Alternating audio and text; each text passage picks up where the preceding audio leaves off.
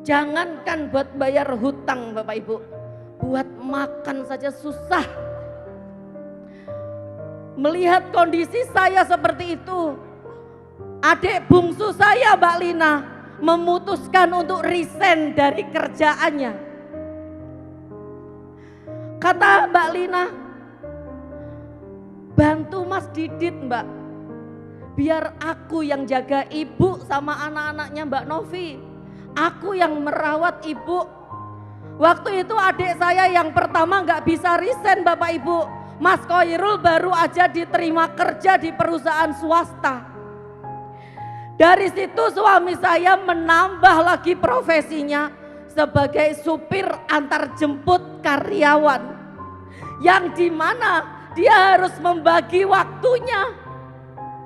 Malam dia belanja singkong di pasar, di parutnya saya yang masak. Paginya, subuhnya dia keliling dari pasar ke pasar menitipkan kue singkong itu. Pagi dia bekerja menjadi supir sampai malam. Itu terus menerus dilakukan sama suami saya. Itu pun masih belum cukup Bapak Ibu. Yang paling teringat dalam pikiran saya Bapak Ibu, waktu malam hari adik bungsu saya bilang, Mbak, obatnya ibu habis, hanya cukup buat besok pagi.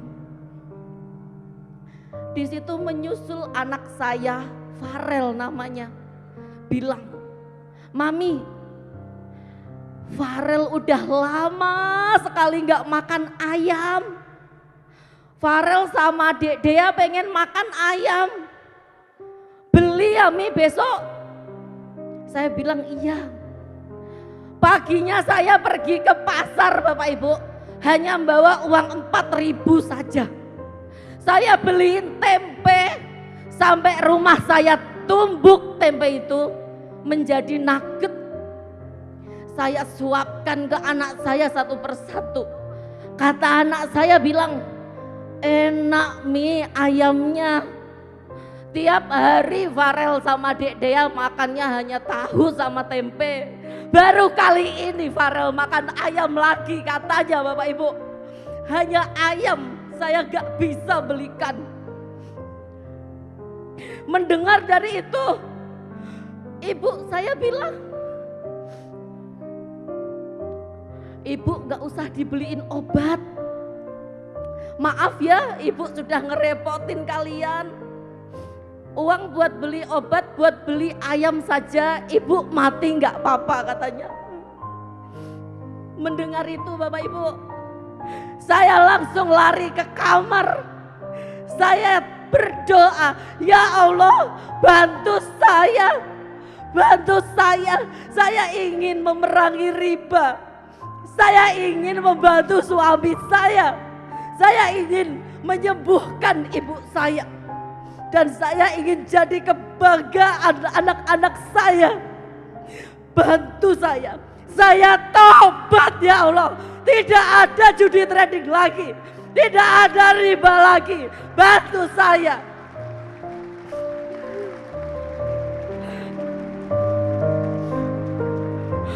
Gak lama Bapak Ibu, telepon saya berdering dari penjual kaset.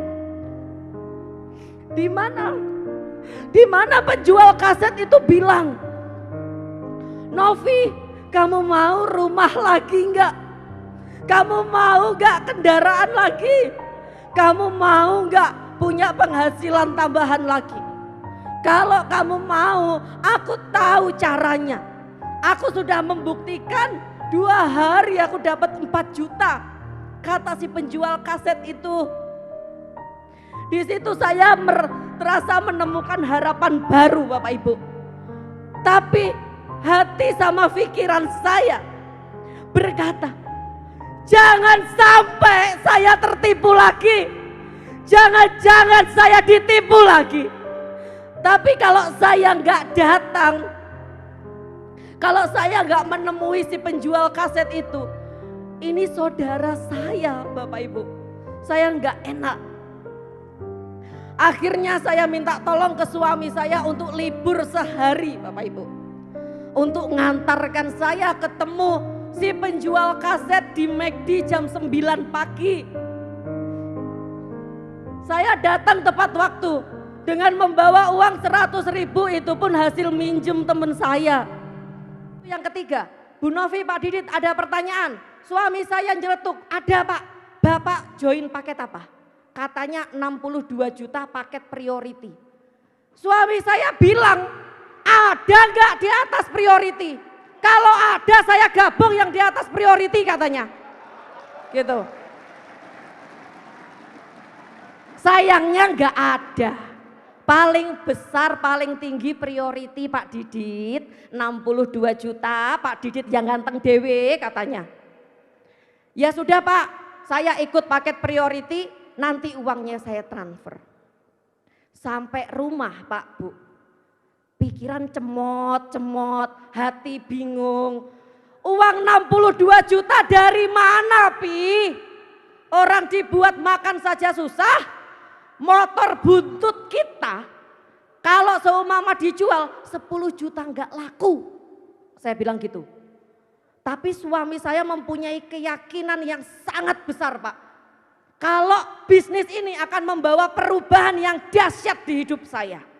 Makanya kita putuskan, saya dan suami saya memutuskan untuk berhutang sekali lagi demi melunasi hutang selamanya. Dari situ saya sama suami saya silaturahmi ke teman, ke saudara yang masih percaya sama kami. Kami pinjam uang 2 juta, 1 juta, 5 juta, hingga terkumpullah 62 juta. Kami kasih cash 62 juta. Setelah bergabung Bapak Ibu, setelah bergabung seminar sedahsyat itu kami hanya datang 2 orang. Di akhir acara kami pun tanya ke Bu Polwan, Bu Polwan, ada nggak acara seperti ini lagi? Katanya ada Bu Novi, minggu depan acara di sini pembicaranya pengusaha dari Jogja, Pak Adan Haris. Mendengar itu Bapak Ibu, saya langsung mengajak adik bungsu saya yang lagi merawat ibu saya untuk ke seminar. Besoknya saya langsung gaspol bikin seminar di Surabaya, Sidoarjo, Gresik, Surabaya, Sidoarjo, Gresik, itu terus Bapak Ibu. Dengan berbagi shift dengan adik saya. Karena kami harus bergantian merawat ibu di rumah, gak ada yang bantu. Dengan keterbatasan waktu yang kami punya, dengan keterbatasan uang yang ada pada kami, alhamdulillah Bapak Ibu, dengan hitungan bulan saja saya bisa membeli mobil Innova cash tanpa DP, tanpa cicilan. Dan di situ saya bisa membayar hutang saya sedikit demi sedikit. Bukan hanya itu, ibu saya berangsur sembuh. Adik bungsu saya pun bisa membeli mobil impiannya dan juga bisa mengadakan resepsi pernikahan yang spektakuler di hotel berbintang tanpa meminta bantuan kakak-kakaknya. Karena adik saya tahu kakaknya itu banyak hutang, makanya dia tidak mau merepotkan kakak-kakaknya. Bapak Ibu, PT BES adalah wadah yang besar. PT BES adalah tempat di mana Bapak Ibu bisa mewujudkan impian Bapak Ibu dengan cepat. Maka manfaatkanlah PT BES untuk mewujudkan impian Bapak Ibu dengan cepat. Jangan sia-siakan waktu, karena waktu adalah usia.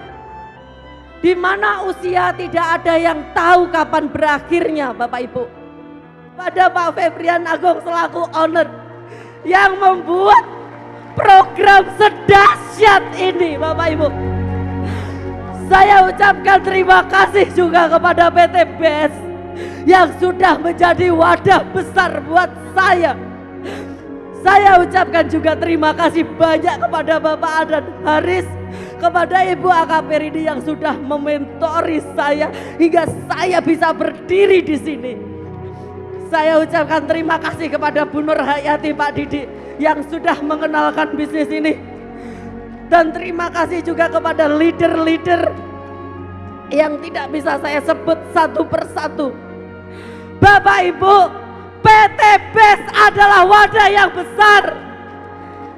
Saya adalah salah satu bukti di mana PT BES bisa diwariskan.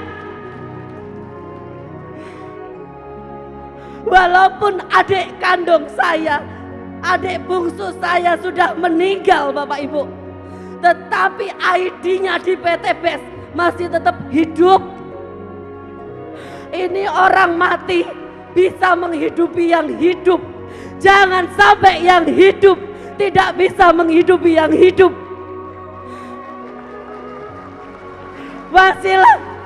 Wasilah dari PT BES Bapak Ibu. Sebelum adik saya meninggal, adik saya sudah membantu mitra-mitranya hingga sukses di bisnis ini. Dan baru saja kemarin minggu lalu almarhum adik saya nembus Pajero cash 500 juta yang jatuh ke tangan ahli warisnya, yaitu anak dan ibu kandungnya. Bapak Ibu, kalau teringat kisah adik saya teringat kisah Wali Songo Bapak Ibu, di mana Wali Songo itu sudah wafat, tetapi dari pelataran makamnya Wali Songo itu bisa menghidupi banyak orang. Di situ banyak orang berjualan di makamnya Wali Songo itu Bapak Ibu, hingga orang tersebut bisa sedekah, bisa umroh, bisa haji, bisa menyekolahkan anaknya.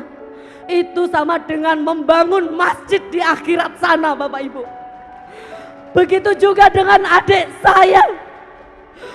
Adik saya meskipun sudah meninggal, bonus-bonusnya tetap jalan hingga bisa mengumrohkan orang tuanya tanggal 11 Oktober besok Bapak Ibu. Bapak Ibu, waktu tidak ada yang tahu kapan berakhirnya. Manfaatkan waktu sebaik-baiknya.